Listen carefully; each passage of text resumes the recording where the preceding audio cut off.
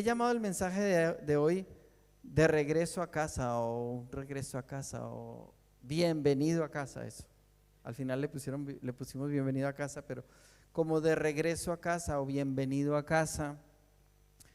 Y la razón es porque el Espíritu Santo me ha estado inquietando en unos temas, y lo compartía el miércoles cuando estábamos en nuestro tiempo de oración aquí, de adoración, de que Dios va a soplar un viento nuevo y que ese viento nuevo va a traer muchas cosas importantes que hemos anhelado por mucho tiempo. Una de ellas es evangelismo, salvación de muchos para que lleguen al conocimiento del Salvador. Yo creo que esa es una de las cosas, por no decir que la clave central por la que el Señor nos tiene aquí en la tierra, por la que existe la iglesia. Por eso yo pensaba en esta idea de regreso a casa. Y quiero decir de forma introductoria las siguientes cosas antes de entrar en el mensaje en sí mismo, y es que yo creo que la casa obviamente habla de la presencia de Dios, la casa habla de la familia de Dios, la casa habla del plan original de Dios, cómo Dios ha querido que todo el mundo siempre esté como cerca de Él, conectado con Él, en una relación con Dios. De eso nos habla la casa. Entonces, la casa no es la reunión de la iglesia, y aunque aquí pareciera que estamos hablando de una iglesia, de un edificio y de asistir a la iglesia, no me refiero a eso cuando hablo de la casa. Cuando llegas a casa es cuando llegas a ese encuentro personal con Dios, donde ese encuentro te transforma, donde ese encuentro cambia tu vida. Yo tuve ese encuentro hace más de 35 años, pero para mí es una de las cosas más vivas y reales, y la recuerdo en este mismo momento de mi vida, y siento una gran necesidad de que lo que sentí aquel día sea lo mismo que sienta hoy en mi espíritu y en mi corazón. Yo no quiero sentir hambre y sed de Dios hace 35 años, yo quiero sentir hambre y sed de Dios hoy, ahora, lo necesito.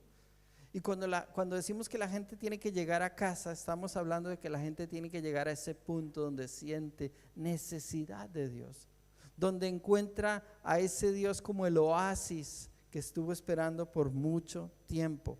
Y tenemos que cuidarnos mucho como iglesia de nunca predicar otro tipo de mensaje que no vaya enfocado a hacer que la gente experimente esta necesidad, este anhelo, esta sed, esta hambre espiritual, en la que cuando encuentran al Señor, el Señor lo cambia todo.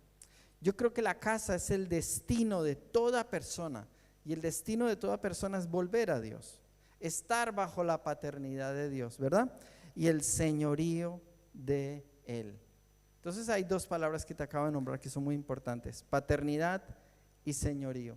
Son dos cosas muy importantes. Cuando llegamos a los pies del Señor, sí que recibimos de Él su paternidad, y también recibimos de Él el señorío. Él a partir de ese momento empieza a ser Señor de nuestras vidas. Y estoy hablando de las personas que realmente, y escúcheme bien, las personas que realmente llegan a los pies del Señor.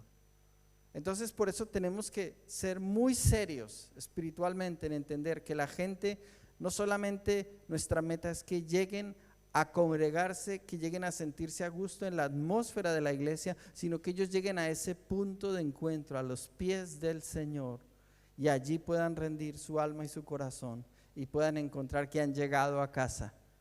Yo sentí eso cuando encontré al Señor Jesucristo en mi vida. Lo encontré en un autobús, no lo encontré en un templo, no fui a un culto. Estábamos en un autobús, estábamos regresando de un paseo, y cuando estábamos regresando, Él se reveló a mí. Y cuando yo llegué y sentí que estaba mi espíritu y mi corazón postrado a los pies de Él, en una visión que recibí en ese mismo momento, el primer día de mi conversión, cuando yo estaba ahí a los pies de Jesús, yo sentía la presencia de Dios, y yo supe que yo había llegado a casa. Y yo anhelé no solamente quedarme en casa, sino quería que toda la gente que yo conocía llegara a casa, porque descubrí que no había nada más espectacular que estar a los pies de Él. Y yo anhelaba que todos mis amigos conocieran al Señor, yo anhelaba que todos experimentaran lo mismo. Descubrí que la mayoría no tenían ningún interés en encontrar y experimentar esto, pero no porque no hubiera un deseo en mí de llevarles a que ellos sintieran, a que ellos conocieran. Y anhelé con todo mi corazón, me esforcé, lo intenté, los busqué, no me escondí en el templo, fui a buscar a mis amigos. ¿Por qué? Porque yo sé que el deseo de Dios no es que nosotros formemos gente que asista al templo, sino gente que llegue a los pies del Salvador. Y cuando una persona realmente llega a los pies del Salvador, ahí es donde arranca el proceso de transformación y cambio, y a partir de ahí todas las cosas son hechas nuevas, nuevas criaturas realmente. Yo creo en ese poder de la cruz y en ese poder del Espíritu Santo que transforma el alma de dentro hacia afuera, y que no necesitamos forzar en la iglesia los cambios en la gente, cuando la gente realmente ha pasado por el primer paso, que es llegar a los pies del Salvador. Cuando no, entonces vamos como una especie de reformatorio, donde parece que la iglesia fuera un lugar donde gente no está convertida, pero estamos tratando de convertirlos en gente buena, que crea en Dios, como reformándolos. ¿Saben lo que es un reformatorio, no? Un poquito donde a las malas te van reeducando. Pero eso no funciona así en el Evangelio. Hoy vamos a ver unas cosas muy bonitas, muy interesantes, que vamos a ir aprendiendo. Quiero decirte también que el alma, mientras que no llega a los pies del Señor, está en turbulencia. Cuando el alma todavía no ha llegado a los pies del Señor, está como en una turbulencia.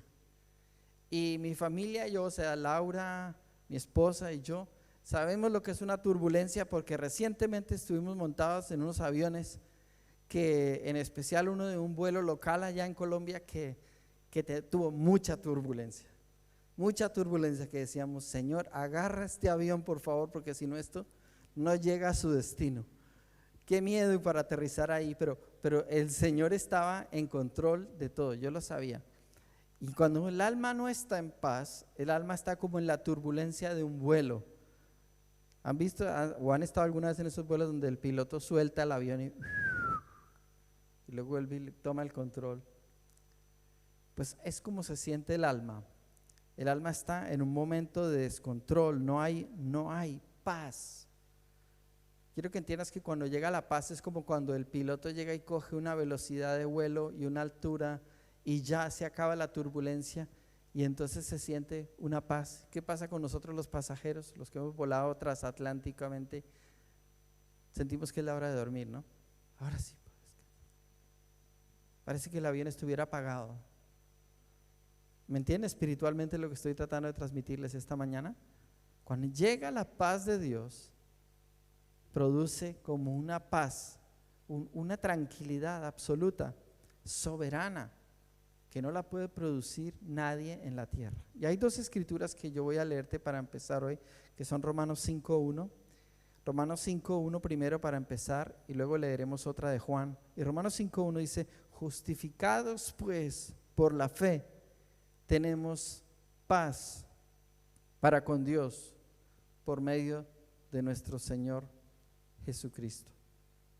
Cuando el Señor Jesús nos ha justificado, una de las cosas que hace, fíjate que es muy importante haber llegado a los pies del Salvador, solamente que alguien que ha llegado a los pies del Salvador, y te lo voy a explicar ahora en mi primer punto del mensaje, solamente esa persona va a entender algunas de las cosas que voy a mencionar ahora. Solamente esa persona empieza a sentir verdadera paz en su alma, la paz que nunca había sentido, la paz que no puedes explicar, la paz que el mundo no puede entender, la paz que va más allá de todo lo que podemos entender en la mente, procesar, una paz que va contraria a veces a las circunstancias, ¿cierto? Una paz que es soberana, incluso por encima de nosotros mismos, cuando nosotros mismos generamos turbulencia personal, y el Señor produce una estabilidad superior a cualquier turbulencia que yo produzco por mí mismo. Y la otra escritura: por la fe tenemos paz para con Dios. ¿Cuál es esa fe? La fe de salvación, la fe de arrepentimiento que nos llevó a los pies de Cristo. La otra escritura es Juan 14:27. Juan 14:27, donde el Señor dice, esta escritura muy conocida, dice: la paz os dejo, mi paz os doy, yo no os la doy como el mundo la da. No se turbe vuestro corazón, ni tenga miedo.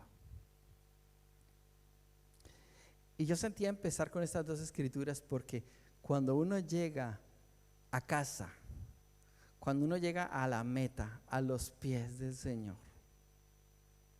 Y quiero explicarte y recordarte que llegar a los pies del Señor no es un día haberlo encontrado y luego vivir de otra manera el resto de la vida.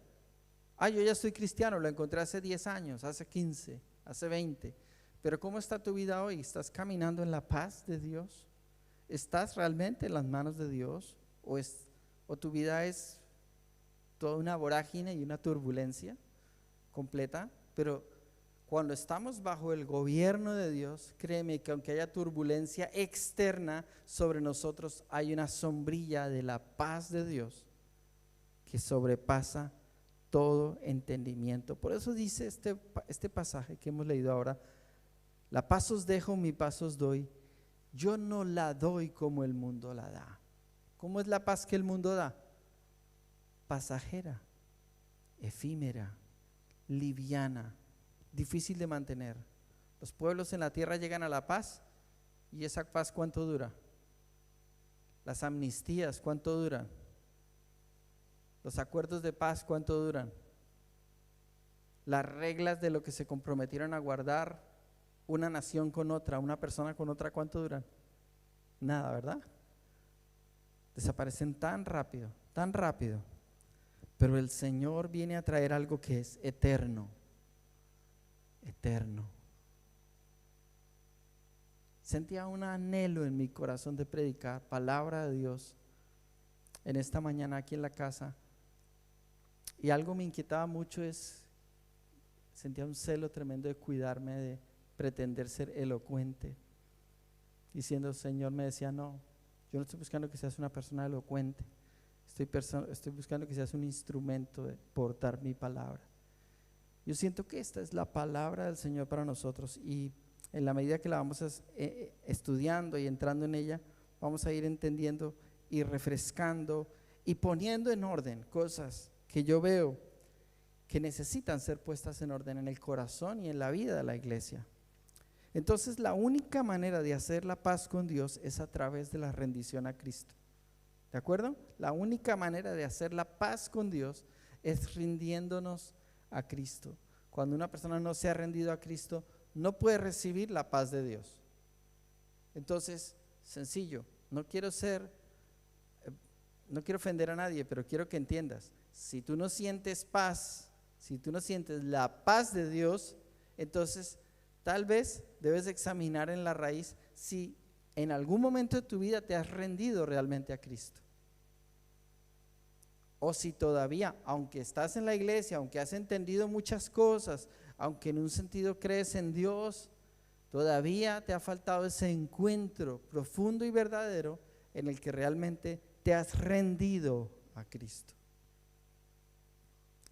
entregándole todos tus pecados, aceptando el perdón y entrando a vivir esa vida nueva, realmente ser una nueva criatura. Voy a hablarte entonces, para empezar hoy, voy a empezarte a hablar de esto de bienvenido a casa o llegando a casa, de la gente, en mi primer punto del mensaje, la gente que no conoce a Dios, los que no conocen, ahí hay un error en la escritura, los que no conocen a Dios y que necesitan llegar a casa, los que no conocen a Dios y que necesitan llegar a casa. Y para ello vamos a leer Lucas 15, versículos del 11 al 22, la historia del hijo pródigo, pero no vamos a leer la parábola entera, ni vamos a meditar en toda la parábola, que ya sabéis que toma mucho tiempo, ¿verdad? ¿Sí? ¿Sí? Amén. Y dice estos versículos: también dijo: un hombre tenía 2 hijos, y el menor de ellos dijo a su padre: Padre, dame la parte de los bienes que me corresponde, y les partió los bienes. No muchos días después, juntándolo todo, el hijo menor se fue lejos a una provincia apartada y allí desperdició sus bienes viviendo perdidamente. Y cuando todo lo hubo malgastado, vino una gran hambre en aquella provincia y comenzó a faltarle. Y fue y se arrimó a uno de los ciudadanos de aquella tierra, al cual le envió a su hacienda para que apacentase cerdos. Y deseaba llenar su vientre de las algarrobas que comían los cerdos, pero nadie le daba. Y volviéndose en sí dijo: ¿cuántos jornaleros en la casa de mi padre tienen abundancia de pan, y yo aquí perezco de hambre? Me levantaré e iré a mi padre y le diré: Padre, he pecado contra el cielo y contra ti. Ya no soy digno de ser llamado tu hijo. Hazme como a uno de tus jornaleros. Y levantándose vino a su padre, y cuando aún estaba lejos lo vio su padre, y fue movido a misericordia, y corrió y se echó sobre su cuello y le besó.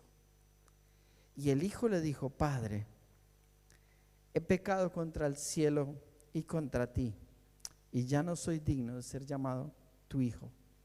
Pero el padre dijo a sus siervos: sacad el mejor vestido y vestidle, y poned un anillo en su mano y calzado en sus pies. Y el verso 23: y traed el becerro gordo y matadlo, y comamos y hagamos fiesta. Verso 24: porque este mi hijo muerto era y ha revivido, se había perdido y es hallado. Y comenzaron a regocijarse. Y aquí yo veo el corazón de mi Dios, el corazón de mi Padre, con el pecador que no le conoce. El corazón que se ve reflejado en la parábola del hijo pródigo, te lo quiero dejar bien claro, es un corazón relacionado con una persona que nunca ha tenido un encuentro con Dios. No se refiere a un cristiano que se va de la casa, se va de la iglesia, no, la parábola no habla de eso. Y ahora voy a mostrarte otro pasaje que muestra que la parábola no habla de eso. La parábola habla del pecador que nunca se ha arrepentido, pero que descubre que Dios es Padre y está dispuesto a perdonarlo, a recibirlo en su seno y a poner ropa nueva, anillo nuevo y darle una nueva oportunidad de vida. No es seguir siendo la persona que fue y recibir el abrazo de Dios incondicionalmente para que siga siendo la persona que fue. Es llegar al punto de arrepentimiento como este hijo pródigo, para llegar a los pies de su Padre celestial, que lo va a recibir para empezar en él un proceso de cambio total.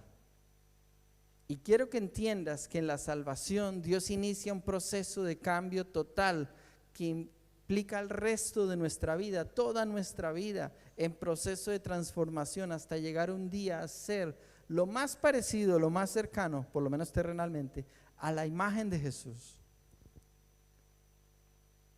Así que es un amor incondicional, pero con una transformación incluida,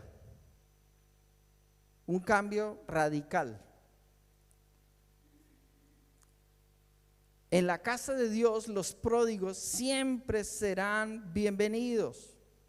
En la casa de Dios los pródigos, ya entendimos quiénes son los pródigos, ¿no? Siempre serán amados. En la casa de Dios los pródigos siempre serán invitados a llegar, a encontrarse, a tirarse a los pies de su Padre y decirle: Padre, he pecado contra el cielo y contra ti, no soy digno de ser llamado tu hijo. Y el Padre lo va a levantar.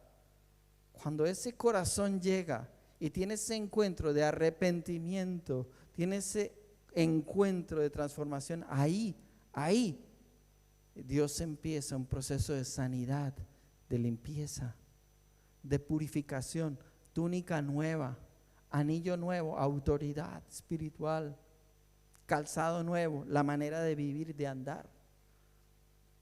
Todo nuevo, todo nuevo. No es ropa nueva para irse a meter entre los cerdos otra vez. El Señor sabe que estuvimos entre los cerdos, pero nos libra para que ahora vivamos en limpieza, en pureza, en una experiencia nueva, en la casa, comportándonos como hijos que ahora habitan en casa, ya no tienen que andar un día en la casa, un día entre los cerdos. Cuando entiendes, porque algún día estuviste entre los cerdos, ¿De dónde te rescató? ¿Cuán grande fue el amor del Padre para recibirte aunque no te lo merecías? Cuando sabes que tú estabas con los drogadictos, cuando tú sabes que tú estabas con los pandilleros, cuando sabes que tú estabas con los que vendían droga, cuando sabes que tú estabas con la gente que era infiel, cuando sabes que tú estabas en pecados sexuales, cuando el Señor sabía todo eso. Todo eso representa a los cerdos. Los pródigos, te lo repito, en la casa siempre serán amados. Pero algo que no será acepto en la casa del Padre para el que viene por primera vez es el pecador orgulloso. Porque hay pecadores que no vienen arrepentidos y humildes, sino orgullosos y soberbios. Entonces nosotros creemos que Dios tiene que aceptar y perdonar a todo el mundo, aunque siga siendo orgulloso y soberbio. Y tú encontrarás que el Señor con lo orgulloso y soberbio, ¿cómo era? Fuerte, confrontativo. Lo amaba, por supuesto que lo ama. Dios ama a todo el mundo, pero el hecho de que Dios ame a todo el mundo no quiere decir que Dios aguanta todo y que Dios no tiene carácter. En su casa no puede entrar el pecado. En su casa no puede entrar la suciedad. De alguna manera yo creo que a este pródigo lo bañaron, lo vistieron y luego entró a la casa y se sentó al banquete, ¿no les parece? No entró, uy, él está muerto de hambre, aunque esté asqueroso, que se siente a la mesa y que coma. No, me lo bañan, me lo cambian de ropa, le ponen su anillo, todo, y luego que se siente a la mesa y vamos a matar al becerro más gordo. Entonces, en la vida espiritual no es, Dios me ama, entonces yo sigo siendo la persona que vive como quiera, con la ropa sucia, vivo a lo que yo quiera. ¿Me entendéis lo que quiero decir con la ropa sucia?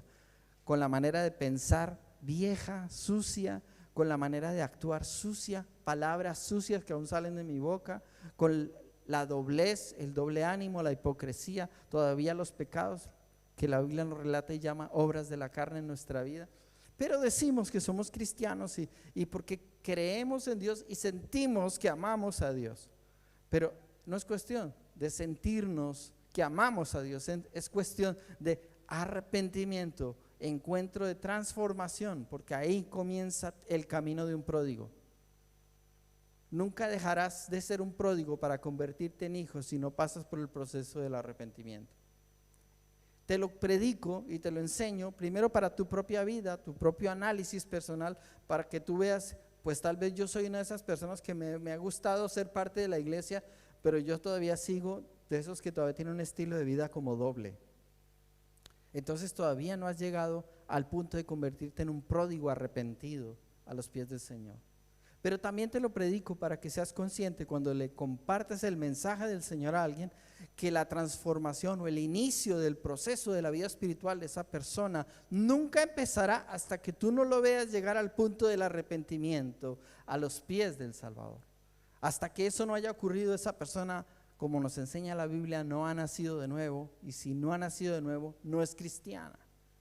Podemos llamarle un simpatizante, podemos llamarle una persona que cree en Dios, pero todavía no es un hijo de Dios que todavía ha entrado a la casa porque no se ha arrepentido.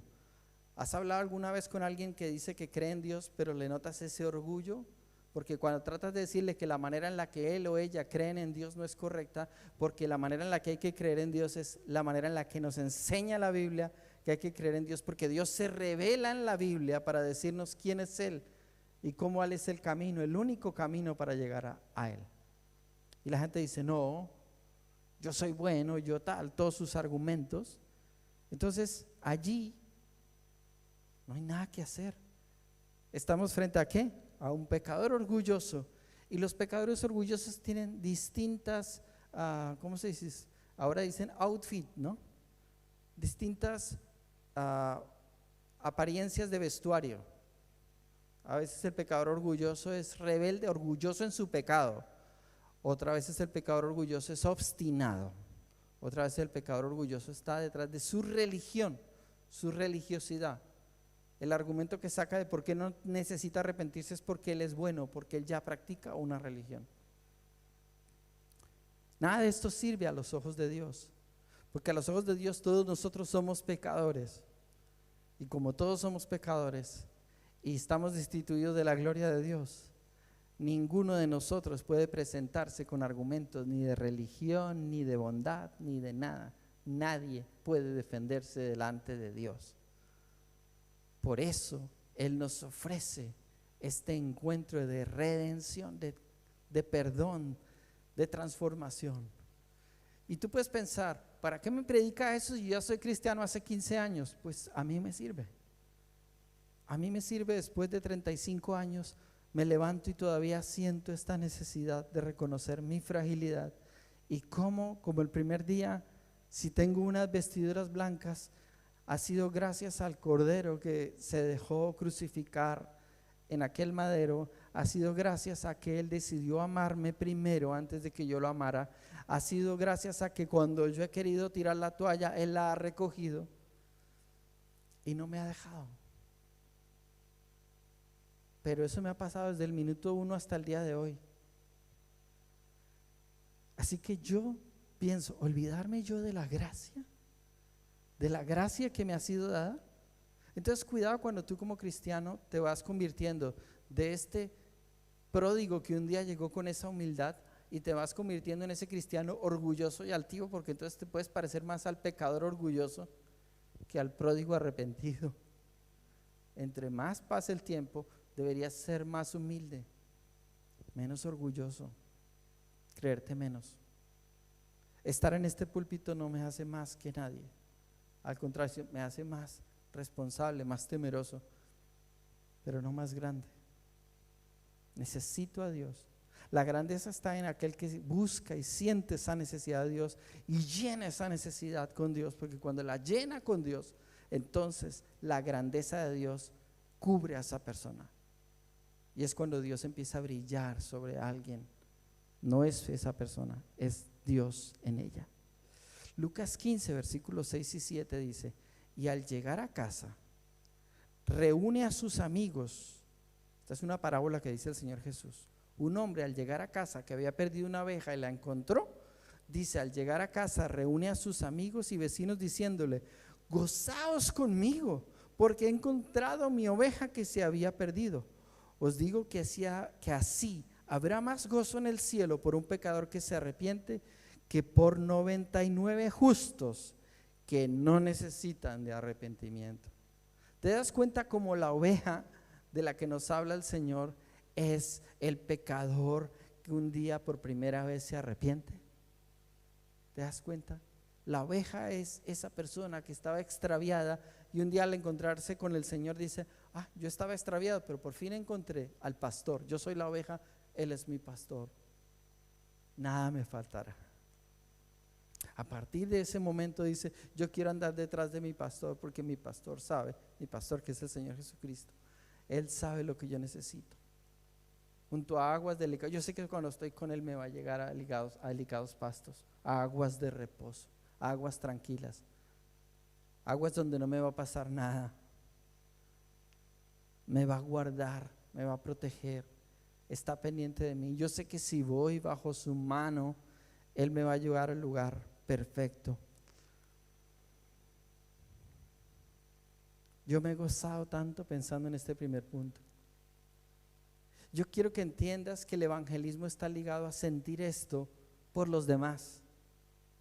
¿Cuántos sentimos el gozo o el anhelo de que esas personas que no conocen al Señor lleguen un día y puedan decir: pero es que si tú supieras lo que es estar con el pastor, si tú supieras lo que es caminar con el pastor, si tú percibieras lo que es cuando Él te lleva a esos lugares de delicados pastos junto a aguas de reposo, si tú sintieras la paz que Él da en el alma.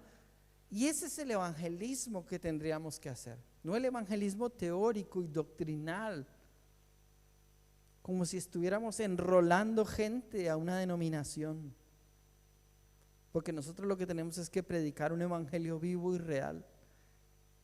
No un evangelio solo de soluciones. Y permítanme matizar esto, porque probablemente no habrá tiempo de hablar otra cosa en esta mañana, pero piensa esto. A veces ofrecemos mucho el evangelio del Señor Jesucristo como si Él fuera el solucionador de problemas. Y cuando vamos a buscar al Señor como nuestro Salvador, no lo vamos a buscar para que Él provea, sane, libere, cosa que Él hace. ¿A que sí? No, no es, tú no debes predicarle a la gente, oye, ven a Jesús. Eso hacían las multitudes, evidentemente. Ven porque hay uno que sana, ven porque hay uno que multiplica pan. Todo eso es el gancho de Dios para acercar a la gente. Pero al final, después del gancho, cuando ya están ahí a los pies de Jesús, ya todos ellos tienen que escuchar la voz de Jesús y no pueden seguirle solo porque Él da pan, porque Él multiplica peces, porque Él sana y hace milagros. Tienes que convertirte en uno de los 12, en uno de los 70, que han visto algo en Jesús que los demás no han visto. Por eso todos los demás comían pan y volvían a su casa, pero dice en cambio de los 12, pero ellos dejándolo todo, le siguieron. Y dejándolo todo, contando la historia de Mateo, lo siguió. Y dejando las redes de Juan y Jacobo, y lo siguieron. ¿Ves? Cuando los ojos son abiertos y finalmente encuentras al Salvador de esta manera, ya no miras atrás. Y quiero terminar mi mensaje esta mañana diciéndote, no mires atrás. Tal vez anhelabas escuchar esta mañana una palabra de predicación que alentara tu alma en un problema puntual que tienes en tu vida. Pero tal vez la solución está en volver al Señor como un niño y volver a reencontrarte allí en el reposo, en la paz que solo Él puede dar, aún de las cosas que no entendemos, que pasan a nuestro alrededor, que a veces no comprendemos. Ir allá. Supongo que a ti te pasa como a mí, me pasan todos los días un montón de cosas que no entiendo. Cuando más quiero orar, cuando más quiero buscar, siento que vienen más obstáculos, más cosas para desanimarme, para que ese día que arranco con tanta paz, a los 5 minutos pierda la paz. Yo salgo de la oración y aleluya, aleluya, y algo pasa en casa, algo pasa, el coche no funciona, justo se dañó, ahora va a salir carísima la reparación, pasó aquello, hay un problema de un recibo, hay un problema en la pareja, con los hijos, algo va a pasar para venir a robarte la paz. Pero la paz que tú tienes, recuerda que tú respiras y dices, mi paz sobrepasa todo entendimiento. Él guardará en completa paz aquel cuyo pensamiento en Él persevera. Fijo mis ojos en el Señor. Inhalo la paz de Dios y expulso todo lo que es tóxico, está queriendo venir a envenenar todo lo que en mi alma se ha purificado en ese encuentro con Dios. Cultivo esa comunión con Dios de dependencia. Dependencia al más alto nivel, amados. Ponte de pie.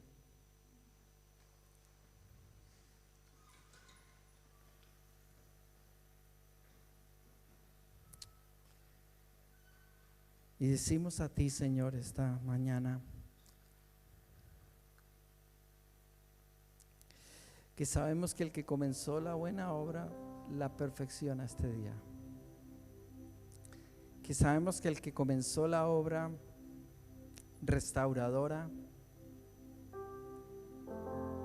puede que tenga que romper la vasija y hacerla de nuevo, pero la hará mejor. La hará mejor.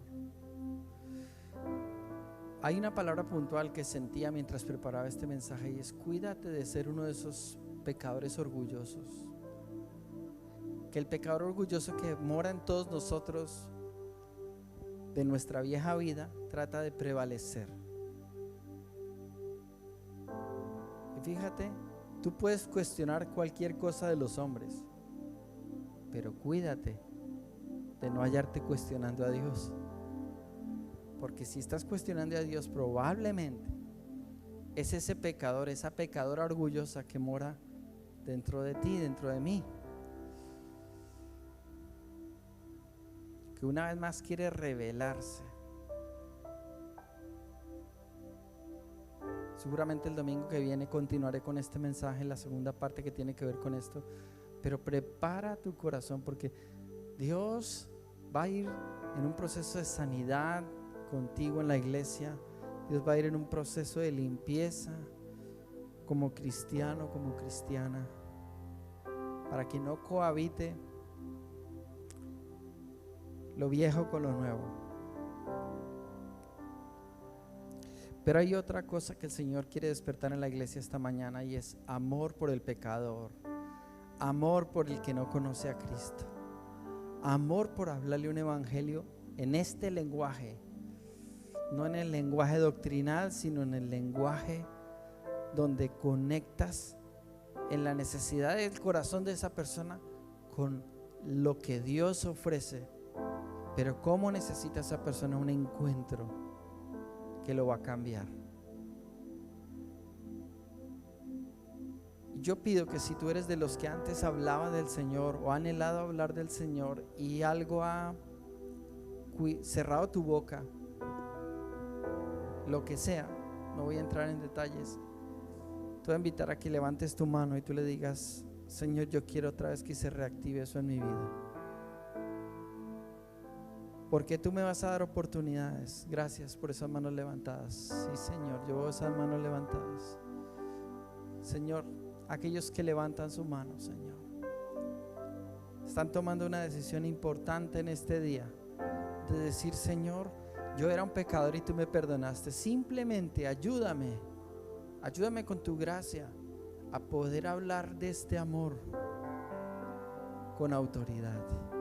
Aunque yo no sea bueno para hablar, aunque no sea habilidoso, yo te pido que me des gracia, que pongas las palabras en mi boca, y sobre todo que el Espíritu Santo habite en esos momentos de encuentro, y que tu perfecto amor eche fuera el temor.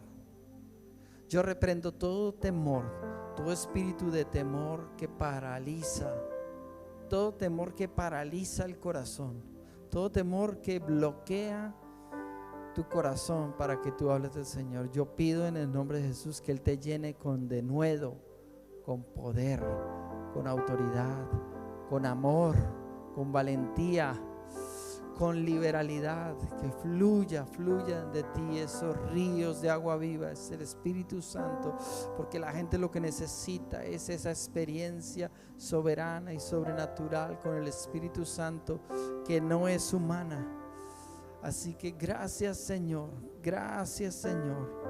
A ti doy gloria, a ti doy honra en todo, Señor. Aleluya. Recibe allí donde tú estás. Recibe una gracia, recibe una unción. Tal vez la tuviste un día y algo la ha frenado. Es vivificada en el nombre de Jesús.